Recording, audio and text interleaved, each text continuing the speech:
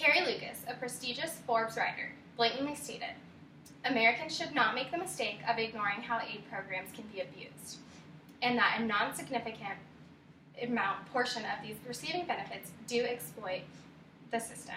Governor Romney even went as far as to state that almost half of the people gaining financial aid do abuse the system. It is no secret that drug testing welfare recipients is a very controversial topic, and people tend to be for or against it. There's not much gray area. However, today I will discuss the benefits of drug testing those seeking government aid and how it can help them prepare for a job and weed out the people abusing the system, and last but not least, help those in need of treatment. So how exactly do people gain welfare? Well, each state has its own program that must be applied for. The states have their own requirements, but for the most part, they're pretty similar. People applying for welfare have to have a gross monthly income of 130% below the poverty line, which is a little over $1,300 a month for one to support themselves, according to welfareinfo.org. The paperwork to apply for government aid is extensive and time-consuming, such as applying for a job. This application and proof of citizenship needed to apply is much like job applications, hence the system already helping those in need for a job. In order to work for most big-time companies and even smaller businesses, employees must provide a drug test. Applying for welfare is similar to applying for a job, not only in the application process, but also if they were to be drug tested as well. If employees have to pass a drug test to work and earn money, then those that are needing aid should also have to pass a drug test.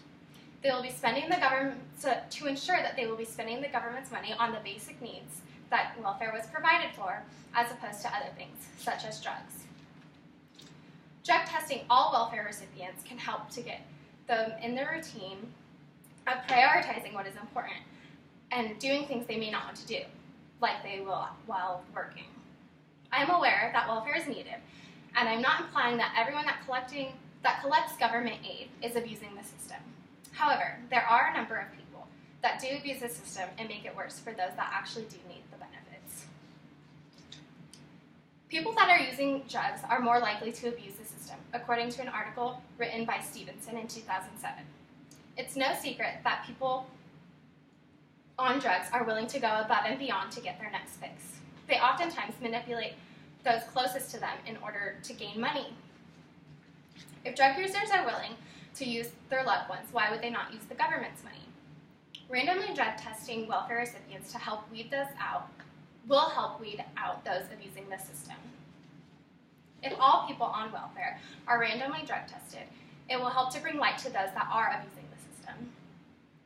It will also provide more money for those that need to seek financial benefit from the government. I know that this seems harsh. However, if I needed to turn to financial aid in order to support myself or my family and make ends meet, I would do whatever possible in order to gain the money. In hindsight, government aid should be used to help those in need get on their feet and provide the basic necessities for their families. Drugs are not a basic necessity needed.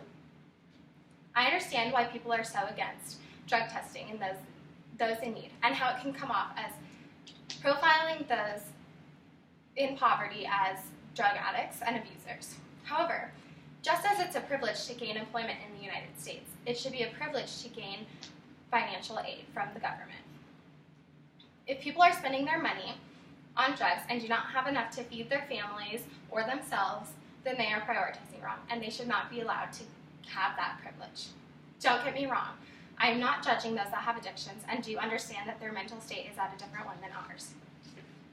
Many people that go as far to use the government to support their drug addictions are in a very bad place. By drug testing these individuals on welfare randomly, it will help to show who's abusing the system in order to help their drug need. If someone on welfare or applying for welfare does not pass the random drug test, they should be taken off welfare and be forced to meet with a drug counselor, similar to a probation officer. This counselor will check in on them and make sure that they're attending a Narcotics Anonymous meeting. After a set amount of time, the drug counselor will recommend that the individuals will be re-eligible for welfare as long as they can pass a drug test and are still under the poverty line. This will not only help benefit the people that do need the system by providing more money for them, it will also help get treatment for those stuck in the dark realms of drug abuse. Ultimately, it is the individual's decision, but this program will help seek those that are willing to help themselves and get back on the feet. And then they can also return to welfare once they are clean. There's a lot of controversy around this issue for reasons everybody seems not to agree with it. A big issue with having government aid recipients be drug tested is the amount of money that drug tests cost. It is true, drug tests are costly, but this can easily be made back by the amount of money the government will save by stopping giving it to those that are abusing the system.